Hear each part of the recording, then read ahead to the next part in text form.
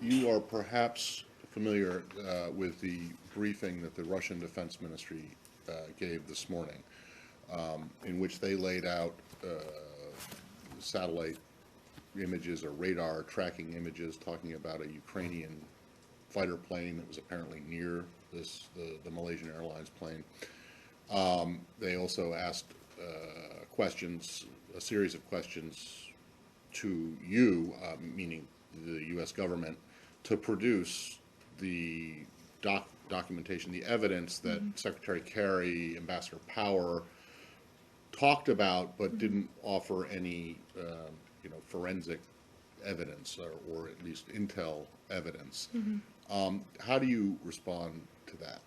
Well, a couple points. You saw the Secretary yesterday speak very clearly about our assessment that this was an SA-11 fired from Russian-backed separatist-controlled territory. And one of the main reasons we have called for a full investigation is so we can get all the facts out there. So what I would encourage the Russians to do at this point is to push the separatists that are backed by their government to allow access, to allow investigators who are in Ukraine waiting to go into that area right now, and that's what I would call on Russia to do at this point. Right, but what they're saying is that they've put what they have out on the table, or at least they say they have. Well, I haven't seen any of that. Again, we've made an assessment based on a broad range of information. We know this was fired from Russian-controlled territory. It is our assessment, very strong assessment. This was an SA-11 that we know the Russian-backed separatists have.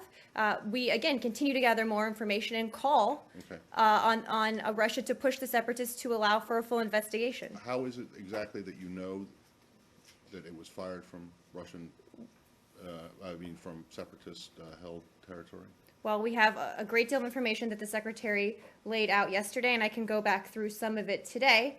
But we do know, first, that Russian-backed separatists were in possession of an SA-11 system as early as Monday, July 14th. This is from intercepts of separatist communications posted on YouTube by the Ukrainian Well, is there government. is there anything other, because, I can keep going if you want to Well, is there stuff jump in. that's other than social media that Yes, you're talking absolutely, about? there is. So what is it that's other than social media? At this point, Matt, we've said what our assessment is, a very strong assessment publicly. If there's more information that's based on that we can share, we're happy to do so. We'll continue looking at that. But look, this is what we know as of right now, based on open information, which is basically common sense, right? We know where it was fired from. We know who has this weapon. Well, I don't know. Backed up. It's Backed disputed, though. Backed up by a host of information that we have gathered about who did this, where it came from, and what the weapon system was.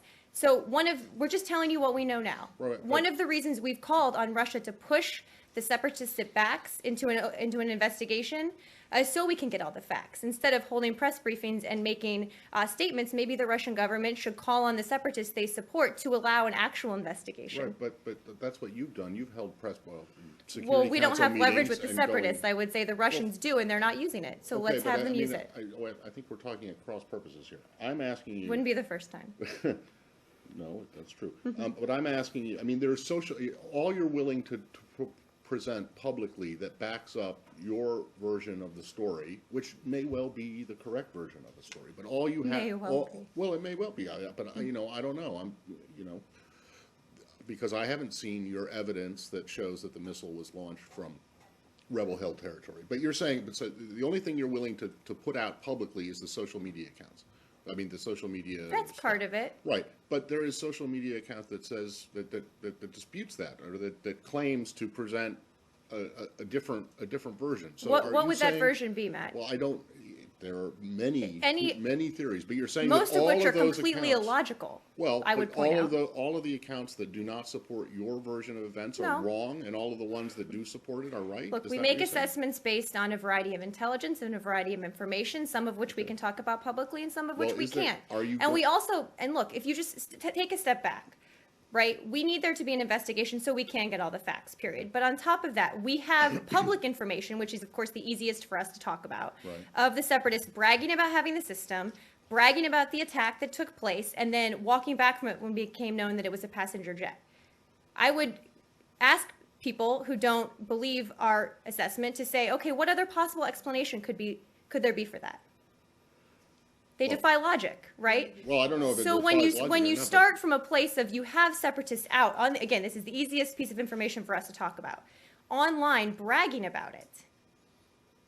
Start there and then work from there and work from all of the evidence we have that we are confident we know where it was fired from. We're confident we know what it was.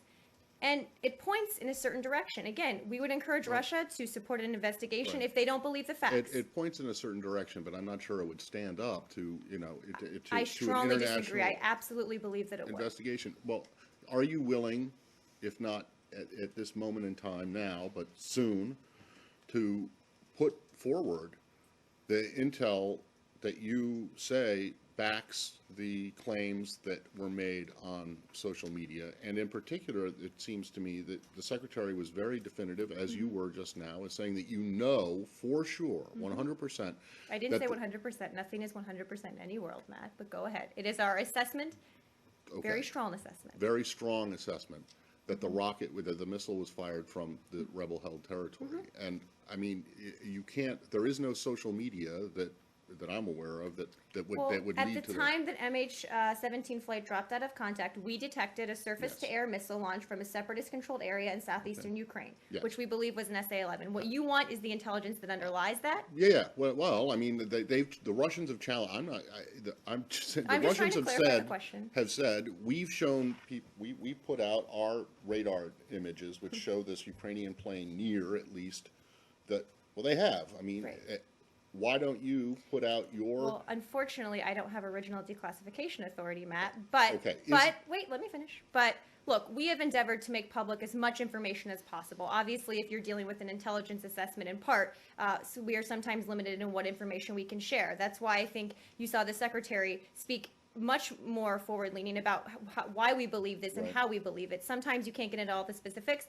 We endeavor to put as many out as possible. We're continuing to see if we can do more. Okay.